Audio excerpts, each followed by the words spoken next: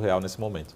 Maravilha, Marco. Deixa eu trazer aqui para nossa conversa o professor Marcos Vinícius de Freitas, professor de Relações Internacionais. Muito bem-vindo, professor. Prazer falar contigo. Para você aí, muito boa noite. Bom dia, um prazer conversar com vocês. Boa noite aqui da China. Obrigada. Professor, tem como a gente não começar com esse tema, né? Debate americano. Na sua opinião, o debate muda o cenário da eleição americana? Olha, eu assisti o debate, né, hoje à tarde, e duas coisas engraçadas, né, que a gente pode reparar ali. O Biden realmente já está naquela situação de senilidade que a gente falou já há bastante tempo, né? A gente já conversou a respeito disso e a gente sabe que o Biden tem ali o seu problema de idade, e a grande questão é se o Partido Democrata vai querer efetivamente levar o Biden até o processo eleitoral, uma vez que, ao assistir o debate, o eleitor começa a se perguntar se ele vai ter capacidade de ser o comandante-chefe dos Estados Unidos nos próximos anos. Então, ele até respondeu, eu achei até que a performance dele, em alguns momentos, foi melhor que a do Trump, em algumas coisas. Porque o Trump, né, embora esteja mais novo, a alegação do Trump foi muito repetitiva, a questão do processo, da imigração, da situação da imigração, ele repetiu isso tantas vezes, e várias perguntas ele não respondia, justamente aquelas que lhe afetavam muito, que foi justamente a questão do 6 de janeiro, a questão do processo que ele sofre dentro do sistema jurídico norte-americano e uma série de coisas. Agora, a grande questão é o que o Partido Democrata pretende fazer nessa história toda. Até porque muitos vão dizer que eles estão deixando o Biden justamente para fazer com que apareça um novo candidato nesse processo e com isso seja retirada aí as críticas, né? Eventualmente surja um candidato novo que possa de alguma forma agregar uma opinião contrária justamente pelo fato de que muita gente não gosta do Trump. Então, como uma cartada final ali de revelar um candidato na última hora. Mas eu acho isso difícil, não é? Vamos ver aí como é que vão quais são as próximas cenas deste capítulo. Haverá mais um debate, eu acredito que em setembro, e só foram 2 debates, né, que eles marcaram, mas foi uma ocasião histórica. Você teve ali 2 presidentes, um debatendo com o outro, e justamente 2 péssimas opções para o povo americano. Professor Marcos Vinícius de Freitas, será que Biden vai estar nesse debate de setembro? Existe muita especulação sobre a capacidade dele de continuar na disputa, na corrida eleitoral e também mensagens, né, que esse debate nos 2, como você muito bem falou, não tendo um desempenho tão importante assim, essa mensagem que possa passar para o mundo como um todo da liderança americana. Esses 2 pontos, gostaria de saber sua opinião, professor. Biden tem capacidade de continuar na disputa eleitoral e as mensagens que essas 2 figuras passam para o mundo enquanto postulantes à Casa Branca? Veja, Felipe, é uma situação difícil, né? Porque, de alguma forma, quem é que você vai colocar no lugar de Biden para concorrer com o Trump nesse processo todo?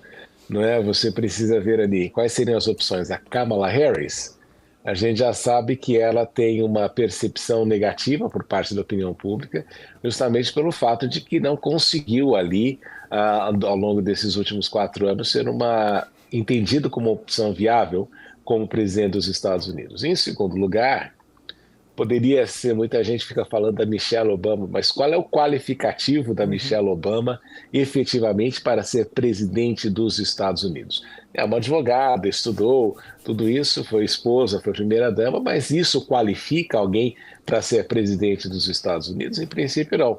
Então, o cenário eleitoral, a impressão que eu tenho, ele é muito favorável para o Donald Trump, que também não está nos seus melhores dias, não é? Afinal, Trump já também é um senhor idoso, e o que você começa a observar é que os Estados Unidos sofrem, e é aquilo que a gente tem observado já há algum tempo, a questão de um declínio com relação à sua projeção internacional, à sua imagem internacional e com relação à sua própria capacidade de liderar a comunidade internacional. O que a gente observa é que a agenda americana envelheceu. Nós vemos aí constantemente uma repetição das técnicas de Guerra Fria, agora implementadas contra a China e novamente contra a Rússia, e nós não vemos nada assim de novo que vem de Washington. O grande problema do debate de ontem, Felipe, é que se você olhasse para aquele debate e olhasse para o debate brasileiro, os dois têm uma característica muito comum. Nenhum dos dois tem ali, tanto nos dois debates, nenhum aprofundamento com relação à visão de país. Qual é a perspectiva que eles têm do futuro, o que pretendem fazer, justamente até para reverter, no caso norte-americano, o declínio do país. As discussões foram muito superficiais, a questão da imigração foi amplamente comentada pelo Trump, que até parece uma repetição daquela agenda política europeia, não é? Onde a questão imigratória é ainda muito pior do que aquilo que você vê nos Estados Unidos. Então, foi um debate sem ideias, foi um debate sem proposições de grandes mudanças e foi um debate sem perspectivas de futuro. Então, este é o grande problema do cenário eleitoral norte-americano este ano. Ao invés de um país que pretende manter-se na hegemonia global, precisa ter uma visão clara de onde pretende chegar. E o que você notou ali foram dois senhores numa disputa de egos, obviamente, e que o último interesse ali que estava sendo previsto era a melhoria da qualidade de vida do povo norte-americano e do próprio país. Então, esta é a parte complicada. E isso é que se assemelha também aos debates brasileiros, né? Você vê a questão da forma, mas quando você vai realmente verificar a substância, há muito pouco a ser extraído. Ô professor, ainda nesse sentido, né, de muito pouco a ser extraído, a gente vê também um cenário, muitas acusações, declarações até mesmo suscitando notícias duvidosas, até mesmo colocadas como conteúdos falsos ali.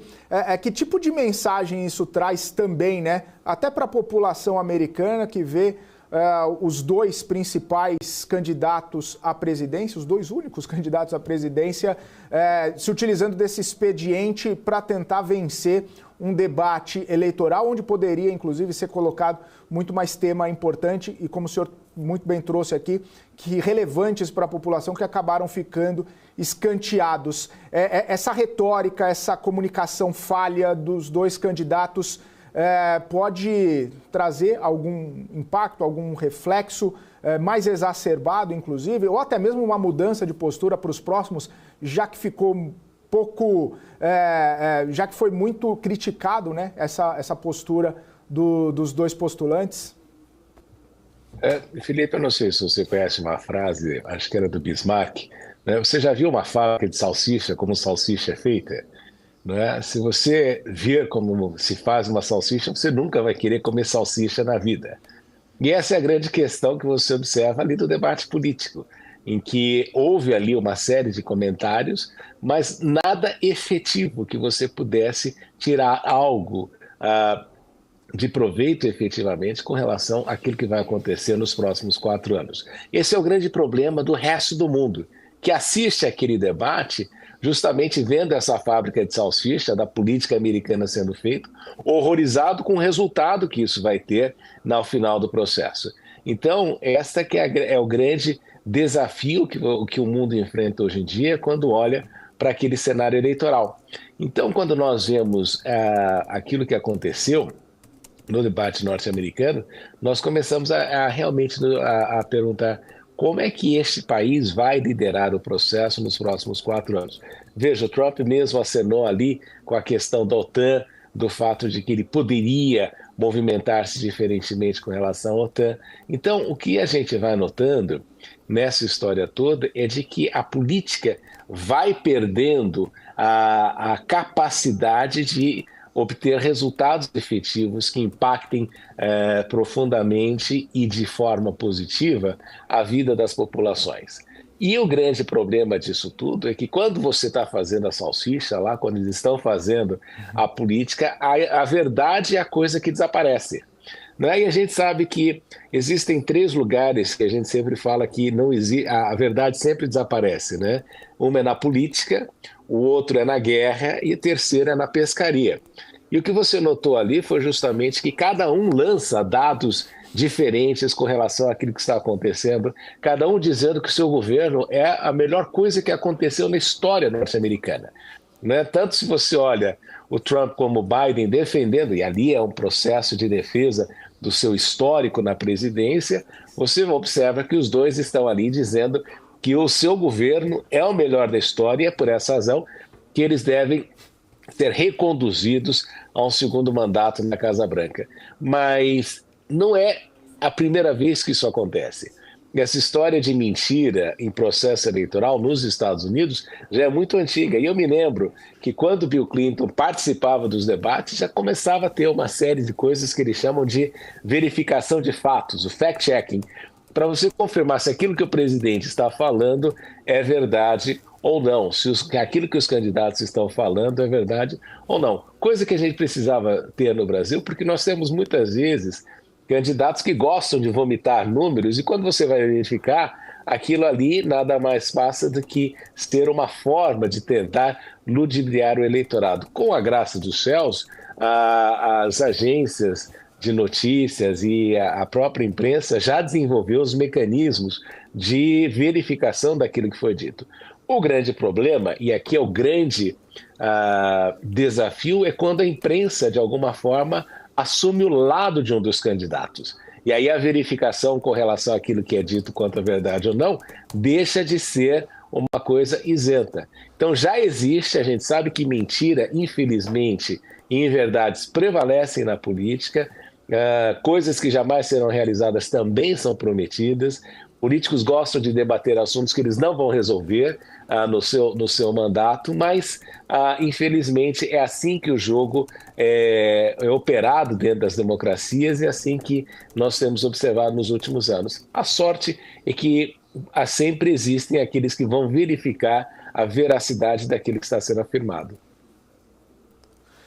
É, isso mesmo, muito bom. Professor, eu só ia citar mais um, né? De acordo com o debate de ontem, eu também aprendi que no golfe também algumas verdades são escondidas ou alteradas. Professor, um abraço para o senhor, um ótimo fim de semana, até semana que vem. Para vocês também é um prazer conversar com vocês sempre. Um abraço, professor Marcos Vinícius de Freitas.